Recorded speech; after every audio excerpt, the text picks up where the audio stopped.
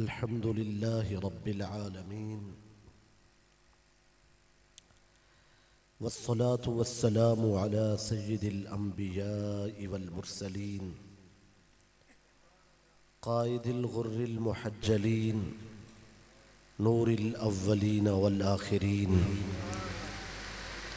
وعلى آله الطيبين الطاهرين الهادين المهديين وأصحابه الصديقين الصادقين الراشدين المرشدين وعلى أولياء أمته وعلماء ملته أجمعين. أعوذ بالله من الشيطان الرجيم. بسم الله الرحمن الرحيم. ولسوف يعطيك ربك فترضى. صدق الله مولانا العظيم. إن الله وملائكته يصلون على النبي يا أيها الذين آمنوا صلوا عليه وسلموا تسليما. اللهم صل على سيدنا ومولانا محمد وعلى آله وأصحابه وبارك وسلم. اسی محبت کے ساتھ ہدیہ درود و سلام پیش فرمائیے. الصلاة والسلام علیک یا رسول اللہ وعلی آلک واصحابک یا حبیب اللہ. پیر طریقت، واقف اسرار محبت، صاحبزادہ والا شان، صاحب حسن و جمال، حضور قبلہ صاحبزادہ پیر خواجہ غلام اللہ بخش خان صاحب دامت برکاتکم زید مجدکم ادام اللہ فیوضکم علینا وعلی جمیع المسلمین. لائق عزت تکریم پیر طریقت صاحبزادہ خواجہ محمد اسحاق صاحب دامت برکاتکم، مخدوم و محتشم پیر سید خیر محمد شاہ صاحب دامت برکاتکم، سادات کرام، علماء ذی قدر، نعت خوانان گرامی قدر، حفاظ و قرہ، سامعین و حاضرین، اللہ تعالیٰ میلاد پاک کی اس بابرکت محفل میں ہم سب کی حاضری کو شرف قبولیت عطا فرمائے. مرحوم و مغفور عاشق رسول حاجی عمر صدیق صاحب، حاجی محمد صدیق صاحب علیہ الرحمہ، اللہ تعالیٰ آپ کے درجات بلند فرمائے. برادرم محمد آصف صدیق، کاشف صدیق، جملہ برادران، اللہ تعالیٰ سب کو دارین کی سعادت عطا فرمائے. عزیزان گرامی قدر، میلاد پاک کی محفل ہے تو آغاز گفتگو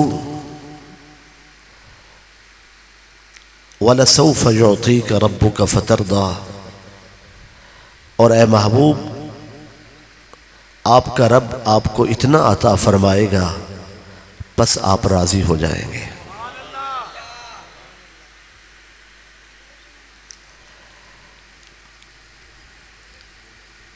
معلوم ہوتا ہے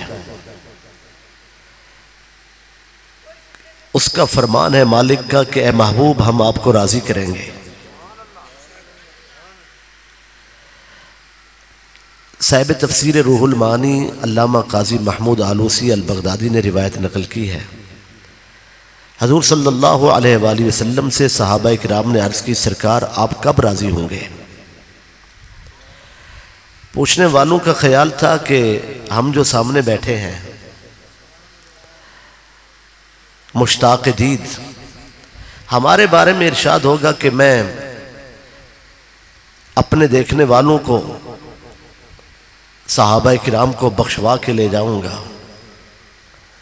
نہیں، حضور صلی اللہ علیہ وآلہ وسلم نے فرمایا میں اس وقت تک راضی نہیں ہوں گا جب تک کوئی میرا امتی جہنم کی آگ میں ہو۔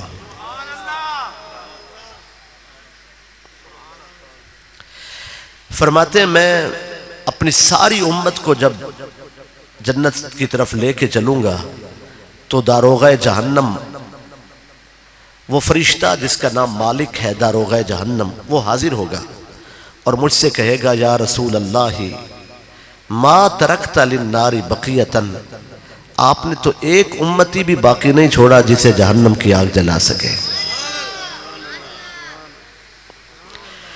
یہ وہ حسین منزل شفاعت ہے۔ حاضرین، میلاد پاک کی محفل دراصل رسول اللہ صلی اللہ علیہ وآلہ وسلم کا تذکرہ ولادت ہے اور اس کے ضمن میں اپنی بخشش کا ذریعہ بنانے کی کوشش ہے۔ اگر میں تمہید میں وقت صرف کروں تو شب کے یہ لمحات اس کی اجازت نہیں دیتے۔ میں براہ راست روایت کی طرف جا رہا ہوں جس کی فرمائش ہے۔ سرکار صلی اللہ علیہ وآلہ وسلم مکہ مکرمہ میں تشریف فرما ہے۔ حضور کا بڑا دشمن ہے ابو جہل۔ اس نے ایک ایسے شخص سے کلام کیا جو بظاہر مسلمان نہیں تھا، اندر سے مسلمان تھا۔ اسے کہتا ہے کہ روزانہ کی شکست سے میں تنگ آ گیا ہوں، اب میں مناظرے کے لیے ایک عالم کو بلانے جا رہا ہوں۔ انہو ہوا حبیب ابن مالک بن عوف بن مسلم المازنی الجمنی، وہ حبیب بن مالک ہے۔ وَلَهُ مِنَ الْعُمَرِ 140 سَنَةً، 140 سال اس کی عمر ہے۔ تہودا، پہلے وہ یہودی تھا، یہودیوں کا عالم تھا۔ وَتَنَصَّرَ، پھر وہ نصرانی ہو گیا، نصارہ کا عالم تھا۔ وَمَا تَرَكَ كِتَابًا إِلَّا وَقَدْ دَرَسَهُ وَقَرَأَهُ، روئے زمین کی کوئی ایسی کتاب نہیں جس کا اس نے مطالعہ نہ کیا ہو۔ میں ایسے عالم کو لا رہا ہوں، مَعَهُ 20,000 فارس، اس کے ساتھ 20,000 گھڑ سوار ہوتے ہیں۔ وَبِأَيْدِيهِمْ سَلَاحٌ، ان کے ہاتھوں میں اسلحہ ہوتا ہے۔ اگر اس کا فیصلہ مان لیا جائے تو ٹھیک، وگرنہ وہ سر قلم کر دیتا ہے۔ میں اسے مناظرے کے لیے لا رہا ہوں تاکہ مسئلہ ہی ختم ہو جائے۔ اب جو شخص سن رہا تھا وہ اندر سے مسلمان تھا، اسے تو تکلیف پہنچ رہی تھی۔ اس نے کہا عمر ابن حشام، تمہارا دماغ خراب ہو گیا ہے اور عقل زائل ہو چکی ہے، حسد نے تمہارے دماغ کو تباہ و برباد کر دیا ہے۔ اب تمہیں یہ بھی معلوم نہیں ہے کہ تم کیا اول فول بکتے ہو۔ تم کہہ رہے ہو ایسے شخص کو لا رہا ہوں جو پہلے یہودی تھا، پھر نصرانی ہو گیا، پھر نئے مذہب کی تلاش میں ہے اور وہ مناظرہ کرنے آئے گا۔ فرمایا جس کے اپنے قدم ایک مذہب میں، جو قدم بھی ثبات حاصل نہیں ہے، جو خود ایک مذہب میں نہیں ٹھہر سکتا، وہ پیارے محمد مصطفیٰ کے ساتھ کیا مناظرہ کرے گا صلی اللہ علیہ وآلہ وسلم۔ آپ کو سبحان اللہ کی اجازت ہے جی۔ حاضرین،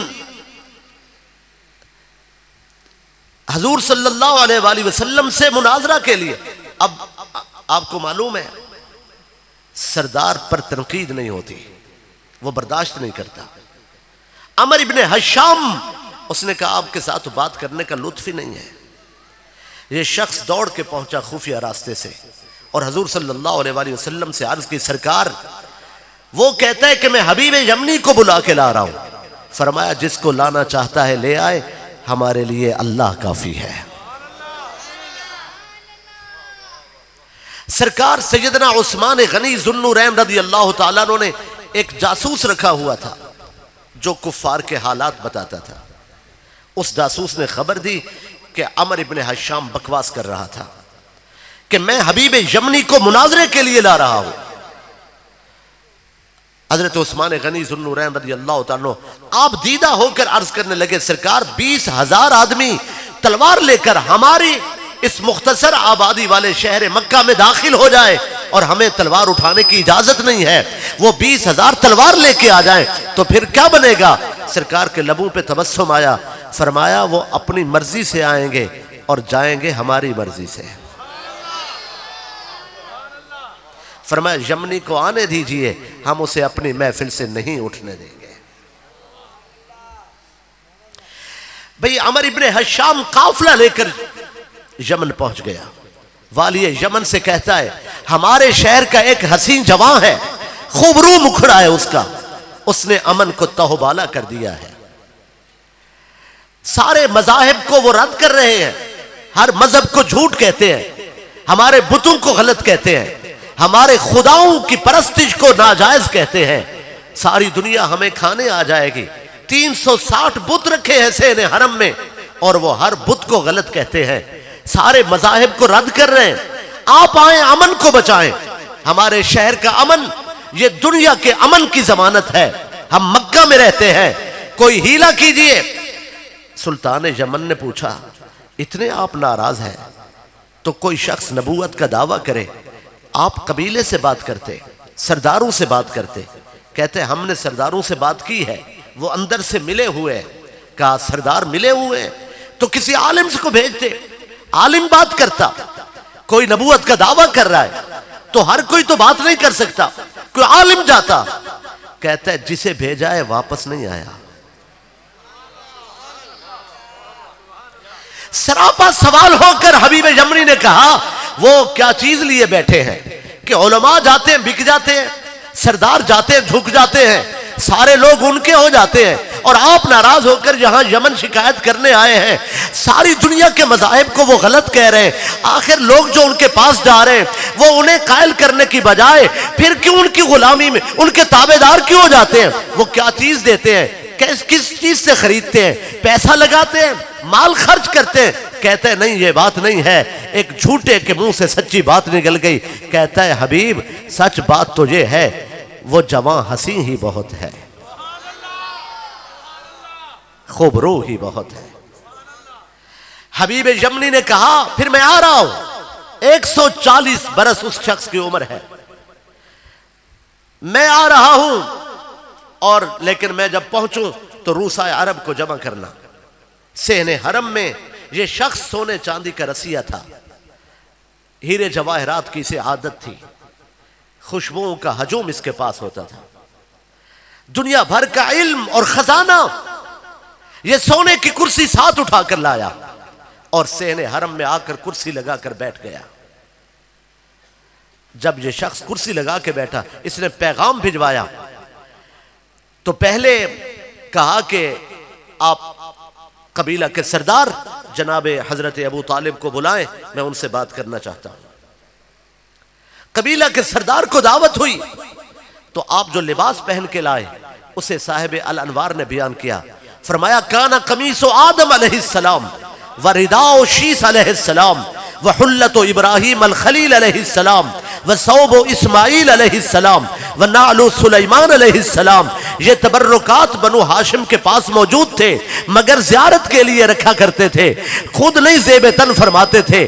آج موقع تھا تو یہ سارا لباس زیب تن کیا، یہ مقدس لباس اوڑھ کر حضرت ابو طالب جب سین حرم میں پہنچے تو حضرت سلیمان علیہ السلام کے نالین قدموں میں تھے۔ میں نے کہا یہ کیوں لباس پہن کے آئے، یہ کیوں نالین پہن کے آئے؟ فرمایا جو سامنے یمنی بیٹھا ہے اس کی دستار میں 7 ہیرے ہیں، اور جب وہ دیکھے گا کہ ان کے قدموں کے جوڑوں میں وہ ہیرے ہیں جو اسے دستار کے لیے میسر نہیں ہے، اسے معلوم ہوگا جن کا لباس ایسا ہے ان کا محمد کیسا ہوگا۔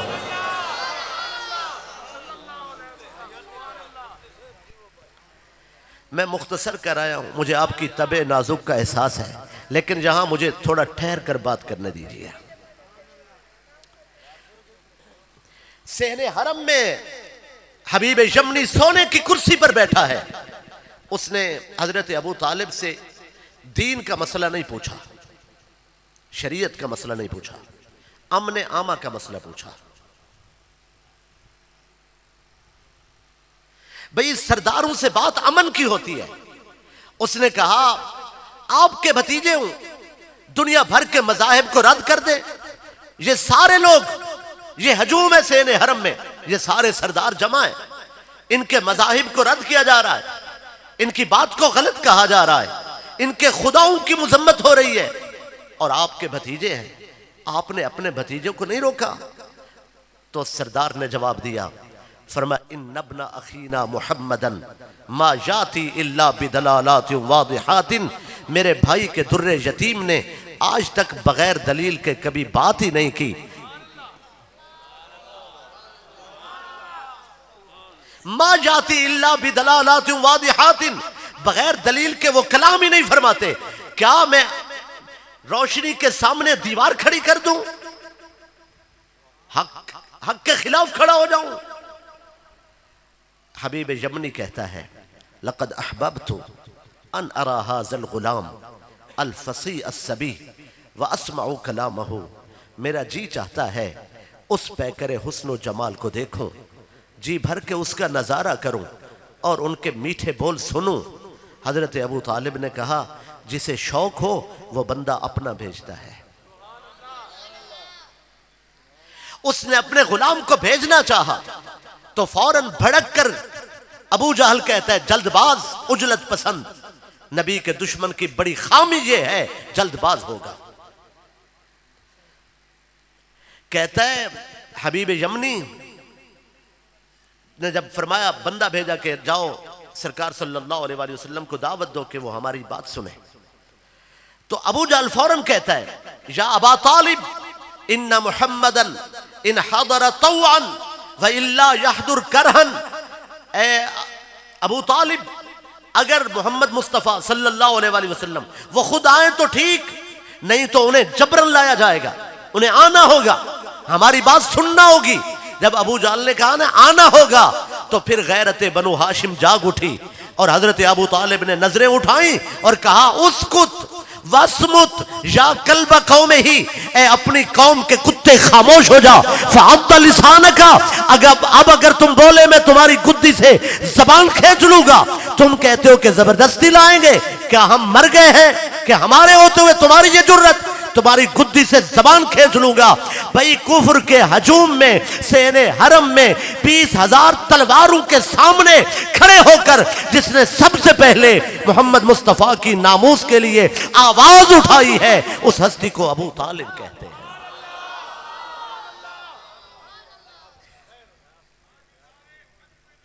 زندہ باد.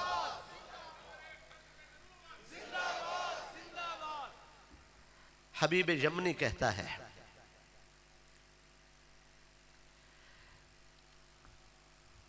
حضور صلی اللہ علیہ وآلہ وسلم تشریف لائے، ایک ہی سوال کیا. جو شخص بلانے گیا تھا اس نے دروازے پہ ہی کلمہ پڑھ لیا. اس نے کہا سردار مرضی کے مالک ہوتے ہیں اور محبوب میسر آ جائے تو تاخیر گناہ کبیرہ ہے. حاضرین وہی کلمہ پڑھ لیا. سرکار صلی اللہ علیہ وآلہ وسلم تشریف لائے. یمنی طوالت کا عادی نہیں تھا، زیادہ سوال نہیں کرتا تھا. اس نے ایک ہی سوال کیا. حضور صلی اللہ علیہ وآلہ وسلم سے عرض کی لِكُلِّ نَبِيٍّ دَلَالَةٌ أَلَكَ دَلَالَاتٌ مُعْجَزَاتٌ، ہر نبی معجزہ لے کے آیا ہے، آپ کیا ساتھ لائے ہیں؟ آپ کے پاس کیا ہے؟ سرکار صلی اللہ علیہ وآلہ وسلم نے فرمایا یا حبیب انت تعلم ان نوحا علیہ السلام کانت دلالتہ السفینہ. فرمایا اے حبیب تم جانتے ہو نوح علیہ السلام کا معجزہ تھا طوفان میں کشتی کا تیرنا. وَإِنَّ إِبْرَاهِيمَ الْخَلِيلَ علیہ السلام کانت النار علیہ بردا وسلاما. ابراہیم علیہ السلام کا معجزہ تھا چیخا کا گلزار ہونا. وَإِسماعیل فدا بذبح عظیم، اور اسماعیل علیہ السلام کا معجزہ تھا چھری کے نیچے سے زندہ اٹھنا. وَإِنَّ داود علیہ السلام کانت دلالتہ کلام الطیر، داود علیہ السلام کا معجزہ تھا پرندوں سے کلام فرمانا. وَلِسُلَيْمَانَ الرِّيحَ غُدُوُّهَا شَهْرٌ وَرَوَاحُهَا شَهْرٌ، سلیمان علیہ السلام کا معجزہ تھا ہواؤں کو مسخر کرنا. وَإِنَّ یعقوب علیہ السلام کانت دلالتہ لقاء یوسف، یعقوب علیہ السلام کا معجزہ تھا یوسف سے ملاقات کرنا. وَإِنَّ یوسف علیہ السلام کانت دلالتہ الزینت والجمال، یوسف علیہ السلام کا معجزہ تھا حسن و جمال کے جلوے آشکارا کرنا. فرمایا وَإِنَّ زکریا علیہ السلام कानत दलालतहु अज़्ज़िबहुन, जनाब ज़करिया अलैहि सलाम का मौजज़ा था आरे के नीचे सर का रखना। फरमाया व इन्ना मूसा अलैहि सलाम कानत दलालतहु अल असा, मूसा अलैहि सलाम का मौजज़ा था असा। हिना दरबल बहर, जब उन्होंने दरिया पे मारा, अगरक़ल्लाहु अदुव्वहु, अल्लाह ने दुश्मन को गर्क किया। व नजा नबिय्यहु व माअहु, और कलीमुल्लाह और साथियों को अल्लाह ने निजात बख्शी। व इन्ना ईसा अलैहिस्सलाम कानत दलालतहु अल कलिमतुल जमजमा, ईसा अलैहिस्सलाम का मौजज़ा था मुर्दों का दम फरमाना। व अहयल मौता, उन्होंने मुर्दों को उठाया। व अब्रा अल आमा वल अब्रस, नाबीना को बीनाई बख्शी और बर्स के मरीजों को शिफा बख्शी। फरमाया नूह अलैहिस्सलाम ने तूफान में कश्ती उतार दी, इब्राहीम अलैहिस्सलाम ने चिखा को गुलजार कर दिया, इस्माइल अलैहिस्सलाम को छुरी से जिंदा उठाया गया, दाऊद अलैहिस्सलाम ने परिंदों से कलाम किया, सुलेमान अलैहिस्सलाम ने हवाओं को मुसख्खर किया, याकूब अलैहिस्सलाम ने जलवे यूसुफ देखा, अय्यूब अलैहिस्सलाम ने सब्र की तारीख रकम की, दानियाल ने बख्त नसर के सामने हक का कलेमा कहा, ज़करिया ने आरे के नीचे सर रखा, और याहया ने दरियाए उर्दुन के किनारे दर्द की खैरात बांटी, मूसा कलीम ने असा के जौहर दिखाए, ईसा मसीह ने कब्रों से मुर्दे उठाए। फरमाया खत्मे नबूवत का ताज सजाकर, नबियों का इमाम बनकर, रसूलों का ताजदार बनकर, मैं बखत्मे नबूवत का ताज सजाकर फर्शे ज़मीं पे आ चुका हूँ। सवाल करने के लिए आप हैं, जी खोल कर सवाल कीजिए, दिल खोल कर बात कीजिए, जो आज चाहना हो वो चाह लीजिए, जो मांगना हो मांग लीजिए, जो देखना हो देख लीजिए, ताकि ज़हन इंसानी में क़यामत तक कोई तिश्नगी बाकी ना रहे, कोई सवाल बाकी ना रहे। आज सारे अरमान पूरे हो जाए। या हबीब मा ततलुब, ए हबीब अब तुम मुतालबा करो। कमो बेश 1.25 लाख नबियों ने जो मौजज़े अलग अलग दिखाए हैं, वो सारे मौजज़े इकट्ठे दिखा दूं या अलग अलग दिखा दूं?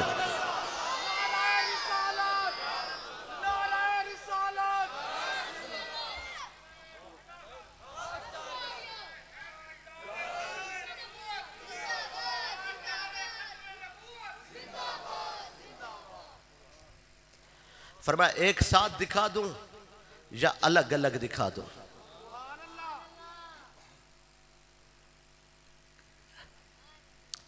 अर्ज करता है कि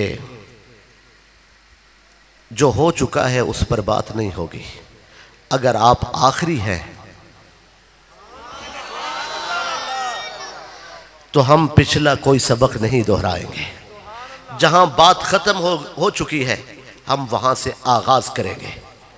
सरकार सल्लल्लाहु अलैहि वसल्लम ने फरमाया दिल खोल कर बात कीजिए। कहते हैं आज 13 का दिन है, शब 14वीं की होगी। जब रात हो जाए तो आप तशरीफ लाना और दुआ करना कि ये चांद सितारे छुप जाएं। जब चांद सितारे छुप जाएं और अंधेरा छा जाए तो फरमाया फिर आसमान के चांद को इशारा करना कि इशारे पर चांद फर्श ज़मीं की तरफ आए।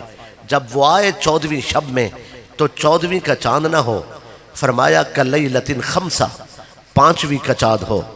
14वीं रात में 5वीं का चांद फर्श पर उतरे।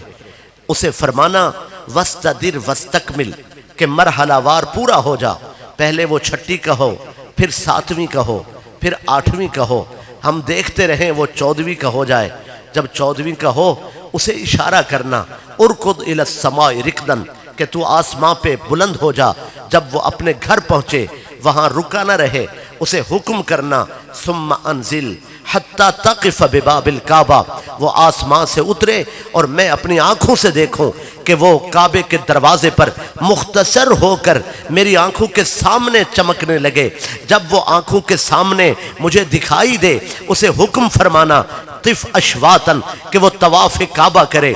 जब वो तवाफ़ काबा कर ले उसे हुक्म फरमाना तामुरहु अन यसजुदा कि वो अल्लाह को सजदा करे। सजदा करने के बाद उसे हुक्म देना कि वो आपके पास हाजिर हो और आपके साथ कलाम करे।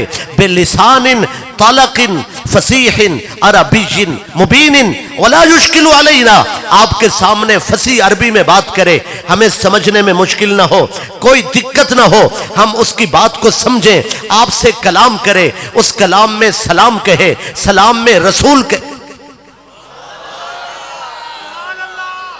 بھئی وہ شرط پر شرط رکھے جا رہا ہے، وہ کہتا ہے کہ چاند اتر کر فرش پر آئے، پھر واپس جائے، پھر واپس آئے، طواف کرے، سجدہ کرے، آپ کے حضور میں آئے تو کلام کرے، کلام میں سلام کہے، سلام میں رسول کہے، پھر آپ کے گرد گھومے، جب آپ کے گرد چکر لگائے پھر اشارے سے اسے توڑنا ہے، ہاتھ نہیں لگانا، اشارے سے ٹوٹ جائے، دو حصوں میں بٹ جائے، ایک حصہ ادھر ہو اور ایک حصہ ادھر ہو، اور پھر وہ فضا میں بکھر جائے، پھر اس ٹوٹے ہوئے چاند کو جوڑ دینا، جب وہ چاند جڑ کے آسمان پہ پہنچ جائے اس کا کوئی نقصان نہ ہو، اگر وہ آسمان پہ چڑھ گیا، میرے دل میں ایک سوال ہے، اس سوال کی بات میں بعد میں کروں گا۔ حضور صلی اللہ علیہ وآلہ وسلم سے عرض کرتا ہے یہ ساری شرطیں منظور ہوں اور پھر چاند بھی چڑھ جائے، اگر وہ چڑھ گیا اور نقصان بھی نہ ہوا تو میں کلمہ پڑھوں گا، غلامی قبول کروں گا۔ میرے دل کے نہاں خانے میں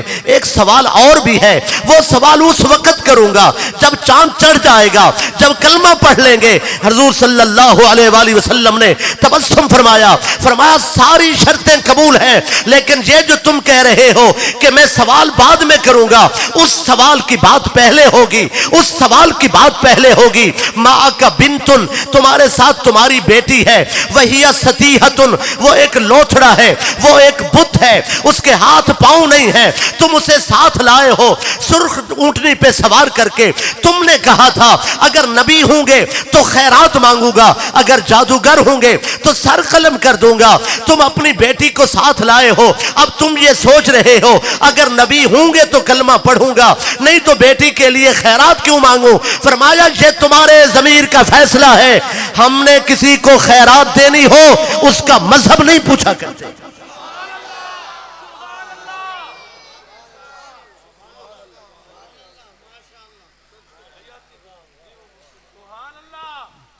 وَهِيَ سَتِيحَةٌ خَلَقَهَا اللَّهُ تَعَالَى بِلَا يَدَيْنٍ وَلَا رِجْلَيْنٍ، جسے اللہ نے بغیر ہاتھ کے اور بغیر پاؤں کے پیدا کیا ہے۔ فَلَا تَسْمَعْ وَلَا تَبْصُرْ، نہ وہ سنتی ہے نہ وہ دیکھتی ہے۔ تم ساتھ لائے ہو، سرکار صلی اللہ علیہ وآلہ وسلم نے فرمایا بات رات تک چلی گئی ہے، دکھی ہمارے دروازے پہ ہے، ہم کسی کا درد سہنے کے عادی نہیں ہیں۔ فرمایا رسول اللہ صلی اللہ علیہ وآلہ وسلم نے فرمایا چاند کی بات تو رات کو ہو جائے گی، لیکن وہ جو بیمار تمہارے ساتھ، ادھر رحمت والے ہاتھ اٹھے، ادھر شفا خیمے میں داخل ہو گئی۔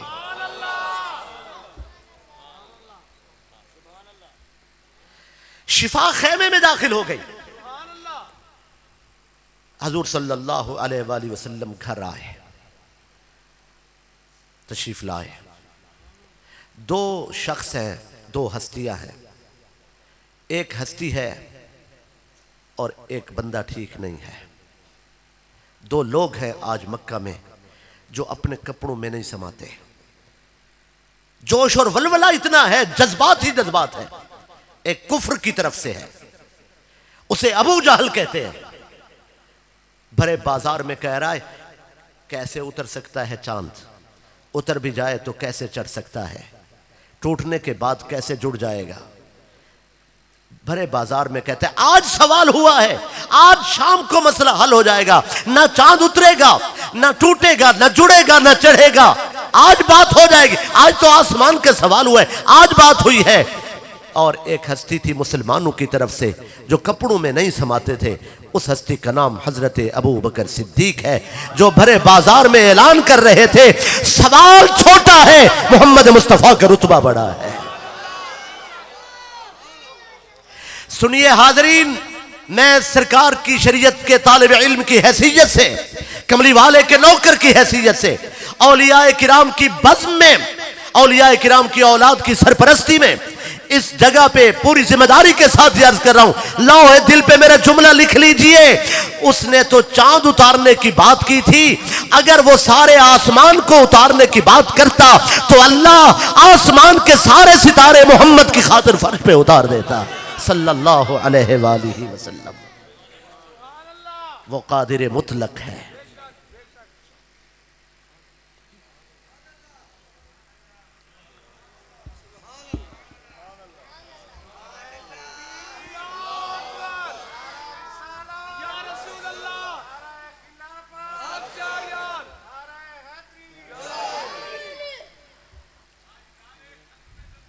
ماشاءاللہ،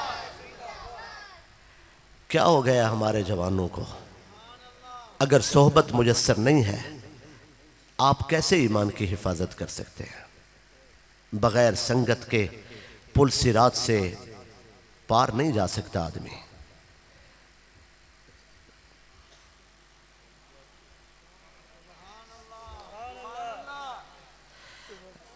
حاضرین، حضور صلی اللہ علیہ وآلہ وسلم گھر آئے، اس گھر کی بات نہ ہو تو پھر کوئی بات نہیں ہوتی۔ ام المومنین، مومنوں کی ماں، سیدہ خدیجۃ الکبریٰ مخدومہ رضی اللہ تعالی عنہا، حضور پہنچے، وَهِيَ رَاكِعَةٌ سَاجِدَةٌ، وہ رکوع و سجود میں مصروف تھی۔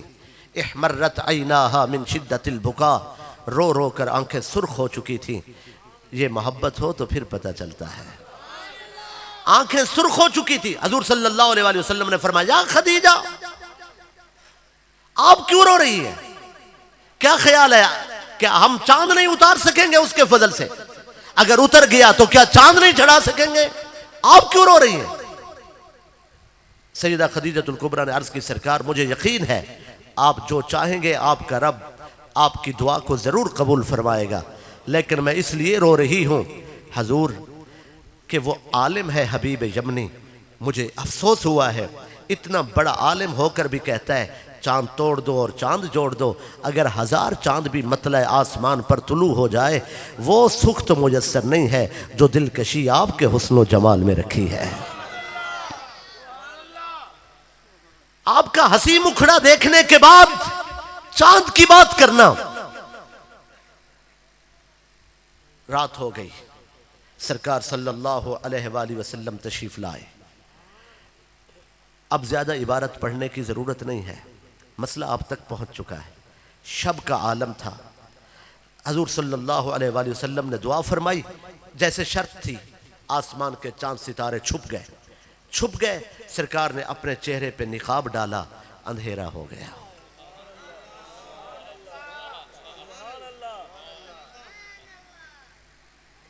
بھئی تو کو سبحان اللہ دی اجازت ہے؟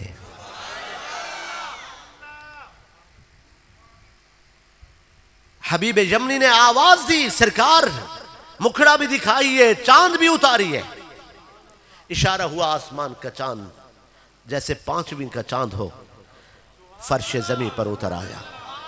فرمایا وَاسْتَدِرْ وَاسْتَكْمِلْ، مرحلہ وار مکمل ہو جائیے۔ اگر فرماتے نا وَاسْتَكْمِلْ، وہ 14ویں کا ہو جاتا۔ فرمایا وَاسْتَدِرْ، مرحلہ وار دور مکمل کرتے ہوئے، پہلے 6 کا ہوا۔ یہ 14ویں کا چاند 5ویں کی رات والا کیوں دیکھنا چاہتا تھا؟ اس لیے کہ چاند 2 بار آدھا ہو۔ دیکھ لے لوگ، جب وہ آدھا ہوتا ہے تو یوں ہوتا ہے، جب ٹوٹتا ہے تو یوں ہوتا ہے۔ پھر وہ چاند دوبارہ آیا اور دروازہ حرم پہ چمکا۔ حضور صلی اللہ علیہ وآلہ وسلم نے فرمایا طف اشواطن، طواف کیجئے۔ اس نے طواف کیا، غلام تھا۔ پھر فرمایا اللہ کو سجدہ کیجئے، چاند نے اللہ کو سجدہ کیا۔ پھر فرمایا ہمارے قریب آ جائیے۔ جب قریب آیا تو میں اس سے یہی مسئلہ سمجھا، جسے قریب ہونے کا شوق ہو،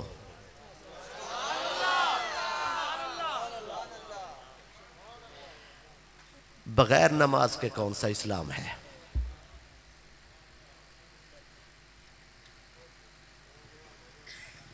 وہ کیسی بندگی ہے جس میں نماز نہ ہو؟ آپ بہت اچھے ہیں لیکن بغیر نماز کے ہماری قیمت کوئی نہیں ہے۔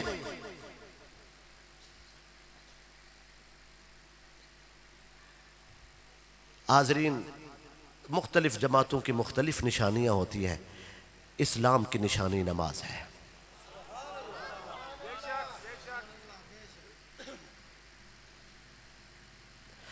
میں سمجھے بیٹھا جرن ڈیرے آؤ تقریری آپ کرو سبحان اللہ یا پاکو اگو تے 5-4 بندے میں نے لے جائے چنال کننا سنجھے آج تا اچھی آنکھو سبحان اللہ۔ واقعہ آپ کو یاد ہوگا، چاند آیا، اس نے سلام کیا، حضور صلی اللہ علیہ وآلہ وسلم نے اسے اجازت دی، وہ سرکار کے گرد یوں گھوم رہا تھا۔ صاحب الانوار نے اس کا نقشہ کھینچا، اگر میں اشارہ کرتا ہوں تو سوء ادب ہے، آپ ویسے ہی سمجھ جائیے۔ حاضرین، جب وہ حضور کے گرد گھوم رہا تھا، دائیں جاتا یہاں دکھائی دیتا تھا، پھر یہاں دکھائی دیتا تھا۔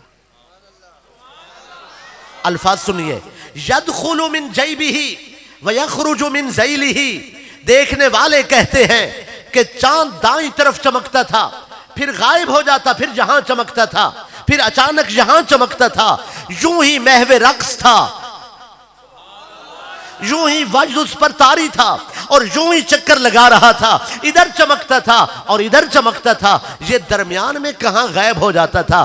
سرکار کے حسن کے جلوے اتنے آشکارا تھے، حسن کے ان جلووں میں چاند بھی چھپ جاتا تھا، یہاں بھی چمکتا تھا اور یہاں بھی چمکتا تھا، اور دیکھنے والے کہتے ہیں منظر کیا تھا، یدخل منکم الایمن ویخرج منکم الایسر۔ سرکار نے جو جبہ زیب تن فرما رکھا تھا، اس کی 2 جیبیں تھیں، دائیں جانب والی جیب سے نور نکلتا تھا، چاند کا مکھڑا روشن ہو جاتا تھا، پھر دوسری جانب سے نور نکلتا تھا، چاند کا مکھڑا یہاں روشن ہو جاتا تھا، یوں چاند روشنی پاتا رہا۔ چمک تجھ سے پاتے ہیں سب پانے والے، میرا دل بھی چمکا دے اے چمکانے والے۔ آسمان کا چاند ابھی رقص کنا تھا، ابھی عالم وجد طاری تھا اس پر کہ انگشت کا اشارہ ہوا، اتنا نور نکلا کہ آسمان کے چاند کا سینہ چر گیا، 2 لخت ہو گیا، آسمان کا چاند بٹ گیا، 2 حصوں میں تقسیم ہوا، ایک حصہ مشرق میں، ایک حصہ مغرب میں، فضائے بسیط میں بلند ہوا، اشارہ ہوا سرکار کا، ٹوٹا ہوا چاند جڑ گیا، جڑ کے آسمان پہ چڑھ گیا۔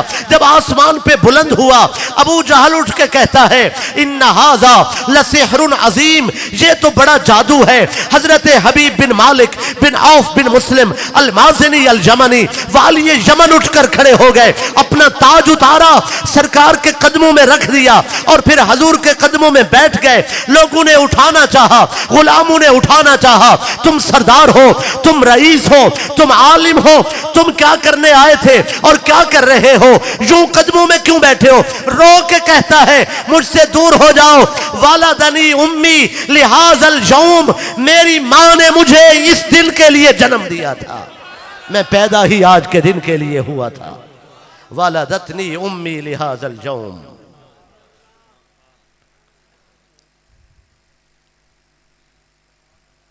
وہ جو روس آئے، عرب آئے تھے، ان میں سے 60 روس آئے عرب نے کلمہ پڑھ لیا۔ جو تلواریں اٹھا کے آئے تھے، ان میں سے 600 نے کلمہ پڑھ لیا۔ آپ سیرت کی کتب کا مطالعہ فرمائیے، حضرت حبیب یمنی رضی اللہ تعالیٰ عنہ پھر کبھی واپس نہیں لوٹ کے گئے سرداری کے لیے، غلامی میں ہی رہ گئے۔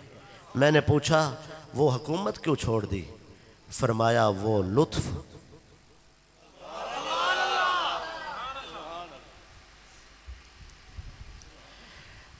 قبلہ تشریف فرمایا مجھے طوالت سے گریز کرنا چاہیے تھا، میں نے کافی وقت لیا ہے، تبلیغ کے جملے کے طور پر میں آپ سے عرض کر رہا ہوں۔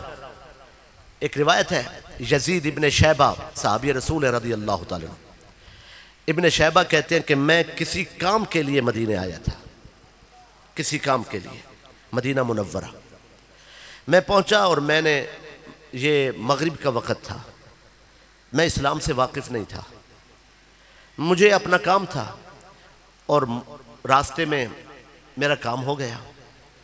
میں نے مدینے میں راہ چلتی ایک عورت کو دیکھا، اس کی گردن کو پکڑا اور اس کی سونے کی بالی اتار لی۔ راہ زنی ڈاکا، چلتی عورت کی گردن پہ ہاتھ رکھا اور بالی اتاری، پیسے بن گئے، جا کے دوست کے پاس سو گیا۔ صبح ہوئی تو وہ دوست باتیں کرنے لگے کہ یہاں ایک حسین و جمیل آیا ہے، ایک ہستی ہیں جو دلکش و دل آویز ہیں، بہت پیارے ہیں، بہت محبوب ہیں، جو انہیں دیکھ لیتے ہیں انہیں پھر لوگوں کو لوٹنے کا خیال نہیں رہتا، وہ تو لوگوں کے دل لوٹ لیتے ہیں۔ آپ فرماتے ہیں میرے دل میں خیال ہوا کب تک چوریاں کروں گا، کب تک لوگوں کی بالیاں اتاروں گا، کب تک ڈاکے ماروں گا۔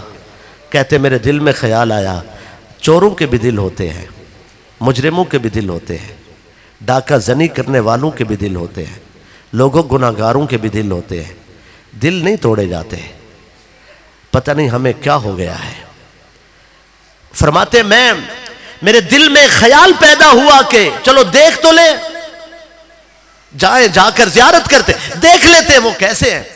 ابن شیبہ رضی اللہ عنہ کہتے ہیں میں جب آیا تو میرے دل نے گواہی دی کسی ماں نے ایسا حسین جنا ہی نہیں ہے۔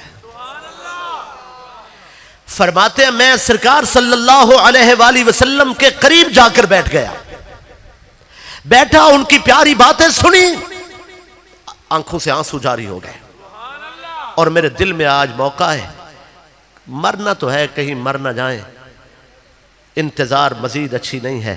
کہتے میں نے ہاتھ آگے بڑھایا اور میں نے کہا سرکار ہمیں کلمہ پڑھا دیجئے، اپنے غلاموں میں رکھ لیجئے، سرکار اپنی غلامی میں قبول فرمائے۔ کہتے میں نے یوں ہاتھ آگے کیا اور میری طرف نظر بھر کر رسول اللہ صلی اللہ علیہ وآلہ وسلم نے دیکھا، اور دیکھ کر فرمایا جو رات کو راہ چلتی عورت کی بالیاں اتارے میں محمد اسے اپنا غلام نہیں بناتا۔